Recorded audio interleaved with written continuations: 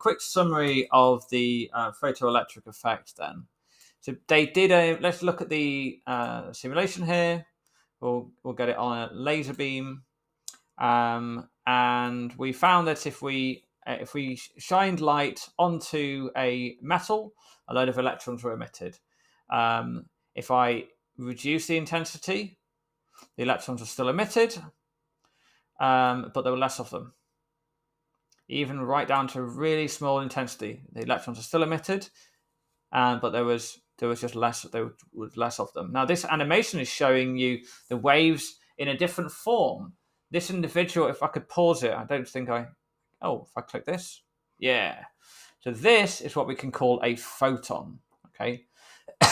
And if you look over here, we can, in fact, let's click slow. That's cool. So that's a photon. That little packet of energy is a photon. And each time it is emitted, an electron, each time it's absorbed, an electron is emitted, but only for these higher frequencies. Now, if we look down here, we can see there's a maximum, this is the maximum energy any electron tends to get. If I were to change the frequency, maybe let's speed it up now.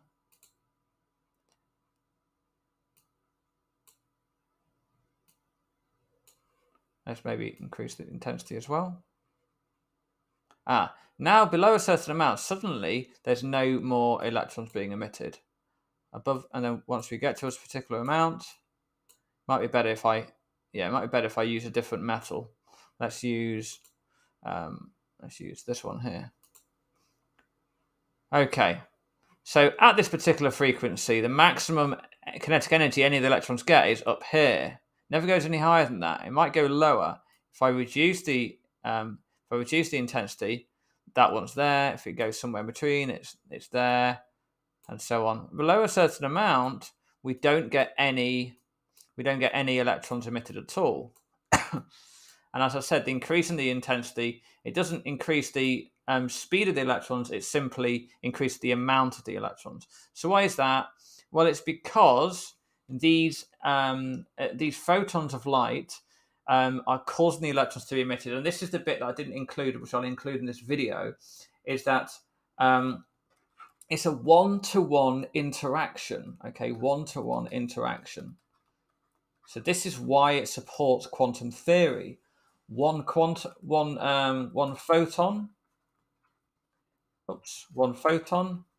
releases one electron. Okay, and these electrons that are emitted are called photoelectrons. So if I increase the intensity, all this means is more photons. Now, if the photons don't have enough energy to free the electrons, 1,000 photons won't have enough energy to free 1,000 electrons, and so it doesn't make any difference. Once you've got enough of the enough frequency here, then it is going to actually have enough energy to release the electrons. So this is at a particular amount, we'll just say, let's pretend that one there is the threshold frequency.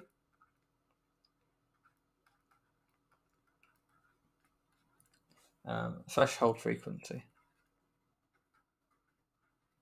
So a higher frequency led to a higher kinetic energy of the electrons, and the mathematics behind that is as follows. Let's have a look at the whiteboard.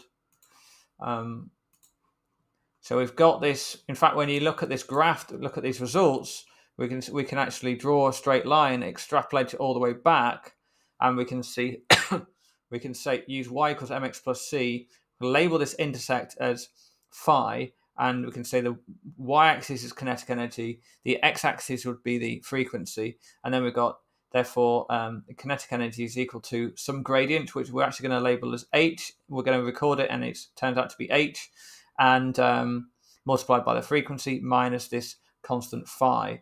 By looking at this equation, by rearranging this equation around, the hf ends up being the energy of the photon, and that's going to be, and that therefore is equal to kinetic energy plus this thing here, which we call the work function.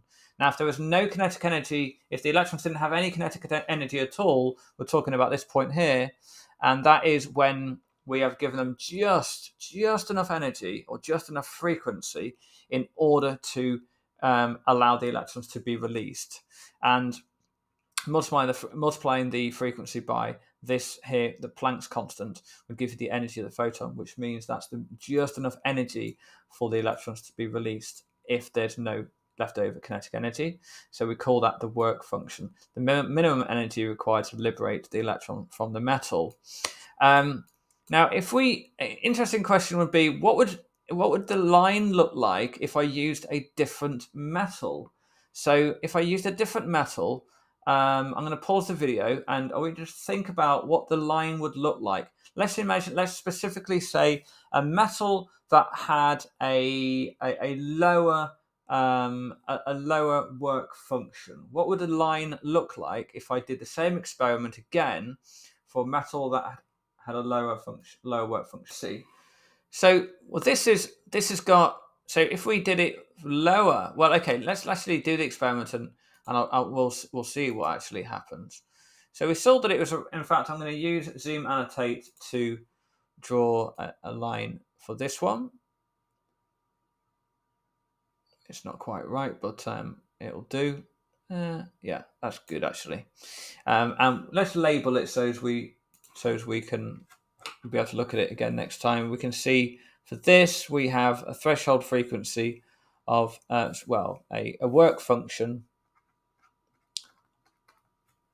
equal to 3.92 electron volts.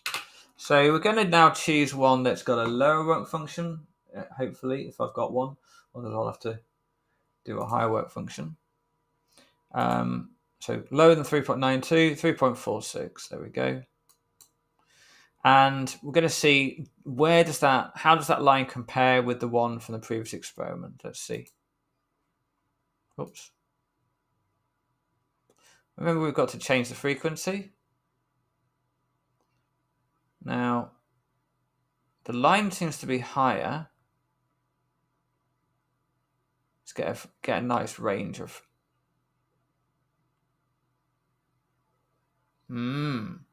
Yeah, if there's low, exactly right.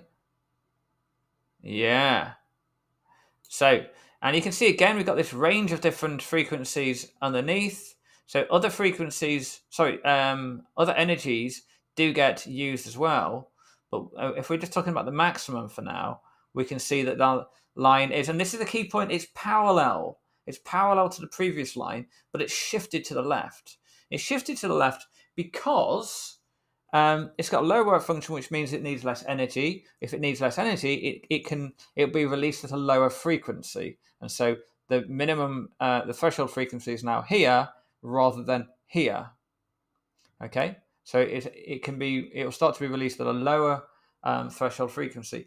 The question is, why is it parallel then? Why is it parallel to the previous line?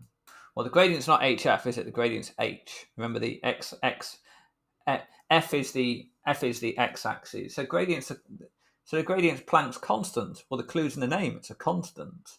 So it's going to have a constant gradient. So you're going to see questions like this on an exam paper, and they're going to say just like how I said, and you need to know, or you're going to draw the second one here.